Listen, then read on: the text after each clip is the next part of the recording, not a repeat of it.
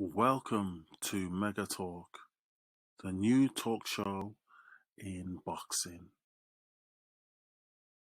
Interesting, very, very interesting chain of events around the Connor Benn situation. I chose not to comment about Ben giving up his license. I just thought that I didn't know enough information, and before I just went out there and just said something which is disrespectful to him or the situation. I says I would not comment. I wanted a bit more clarification, and I think that Eddie Hearn came out today and gave a bit more information, which made me feel a bit more comfortable to be able to talk about this Conor Benn situation. And the main thing is that he didn't give up his license. Now that's an interesting one because you'll say, but hang on, he relinquished it. What do you mean he didn't? Well, when I say that, I mean this. His license had run out and he decided that he wasn't going to renew his license. So it's not that the board called him forward and he didn't like to hear what they says regarding the drug ban, and then just says that he's just going to give it up. It wasn't about that, which brings us a little bit closer into, well, what did the board want to see Conor Benn about? And I think Eddie Hearn gave a bit more information, which kind of makes me understand it a little bit more, but I really don't understand it, if you know what I mean. It's about misconduct. We do not know what this had to do with. This is all according to Eddie Hearn. If you listen to his interview on various channels, we don't know what that is. Maybe it was just an excuse for them to say they didn't want the fight to happen, so the fight was stopped. I don't know. But Eddie says it had nothing to do with this drug charge. I can't even guess what that had to do with. But when I hear now about misconduct, it kind of makes me think, well, okay, I can kind of get the gist of that. So Eddie says, yes, he could have got a boxing license from somewhere else. He could have even renewed that. And he did emphasize that Conor Benn was not banned from fighting on that night. But he says that Conor Benn would rather clear his name to show that there's nothing that he's done wrong. It's explained that legal proceedings are now started and motions are now in place to start dealing with the situation. He did say, though, that Conor Benn has started talking to the press. So when he says that, I believe that it's probably newspapers and stuff like that. And it says it will start all coming out by tomorrow, which is Friday. And Conor Benn will start addressing the press.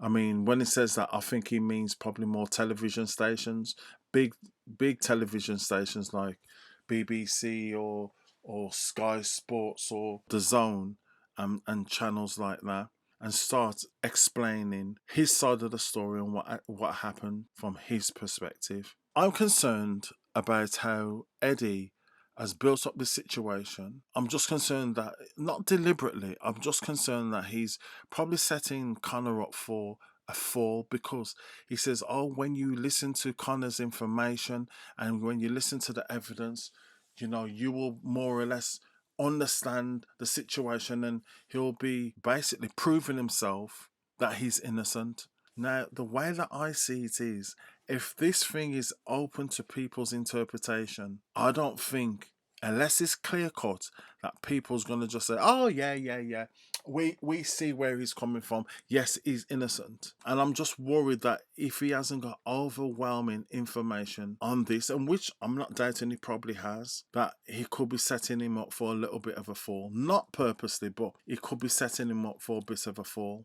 Eddie Hearn went on to say that scientists think that it could be a contamination issue. And this is where I think that Conor Benn will be trying to bring his case tomorrow to explain how it could have been contaminated.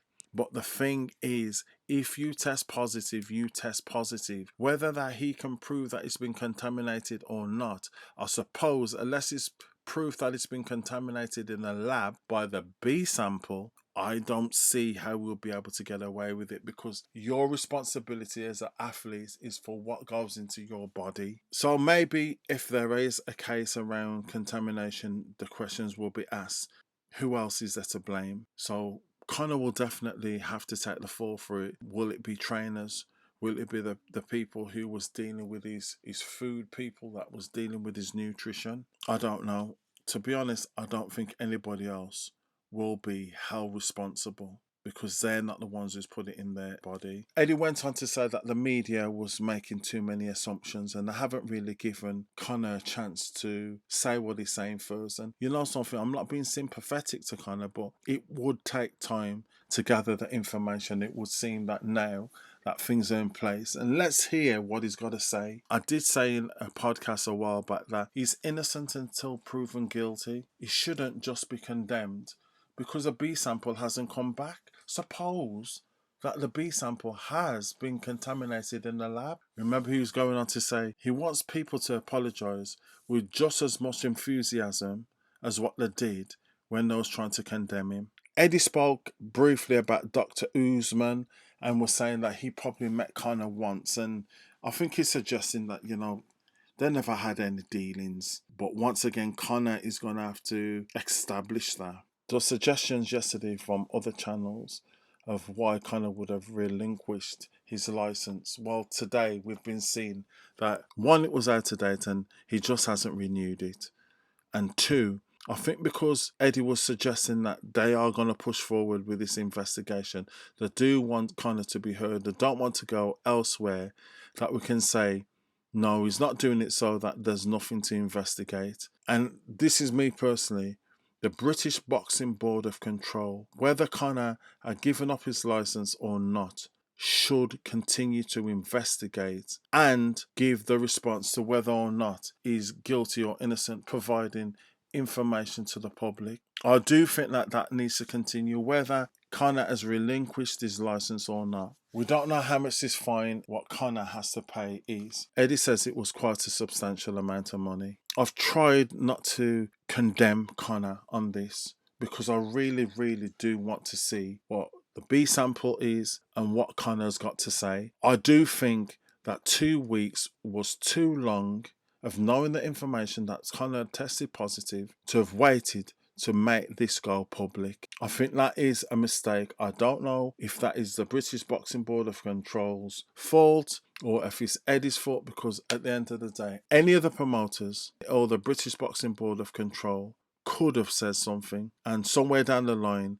it has been leaked. I know that the promoters, they was basically saying it was down to Chris Eubank whether or not the fight would go on, but they do have a duty of care to Chris Eubank, because one was the weight and two was if the fighter has tested positive, they shouldn't be putting him at jeopardy to fight somebody who's tested positive, knowing that the performing enhancement drug could actually cause death to his opponent. And secondly, they have a duty of care to Connor Benn for them to check to make sure that he hasn't been set up, and two, that he hasn't got drugs in him, because I don't know what the side effects are to him. Well, I'm sure that it would have side effects. What I hope to get from all this is that the testing for all boxers is increased and improved. There's some talk that VADA testing has got to be paid by the promoters. And Eddie was even suggesting, well, why isn't the British Boxing Board of Control paying for this? If it's not VADA, maybe there has to be an increase in the testing of UCAD, because Eddie was saying that it was mostly the British and English titles that was tested for, whereas somebody who's British was fighting for the European title or a local area title, if I haven't got that wrong, would only be tested on the night after the fight or the day before, and that's not good enough. We cannot allow drugs to take over boxing. As I says, this is a sport. You don't play boxing, it's real. And if people do decide that that's what they want to do, there's no room for that in boxing. In fact, there's no room for it in any sport of any kind. Thank you for listening to Mega Talk.